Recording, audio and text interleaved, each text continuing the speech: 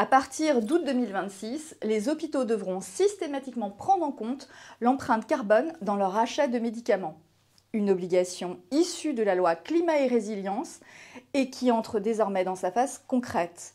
Mardi 28 octobre, le ministère de la Santé a ainsi dévoilé la liste des 18 molécules pilotes sur lesquelles débutera cette démarche.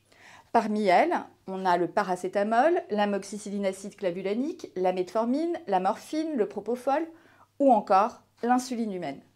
Ces substances ont été choisies pour leur poids dans les émissions de gaz à effet de serre, leur potentiel de décarbonation et l'absence de risque de rupture d'approvisionnement. Concrètement, les hôpitaux devront comparer les offres des fournisseurs selon un critère environnemental afin de favoriser les spécialités les moins émettrices de CO2. Les industriels sont, eux, invités à calculer et publier les scores carbone de ces 18 molécules en amont des appels d'offres.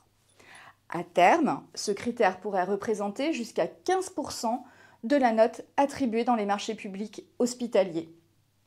Pour l'heure, aucun impact direct pour les officines, même si une réflexion est d'ores et déjà engagée pour l'intégration future du Carbon Score dans les logiciels métiers ou les résumés des caractéristiques du produit.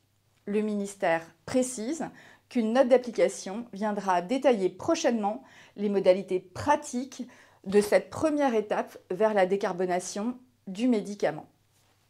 Nous vous remercions de nous avoir écoutés. Nous vous donnons rendez-vous lundi. En attendant, vous pouvez nous retrouver sur le site lemoniteur-des-pharmacies.fr ou sur l'ensemble de nos réseaux sociaux. À lundi!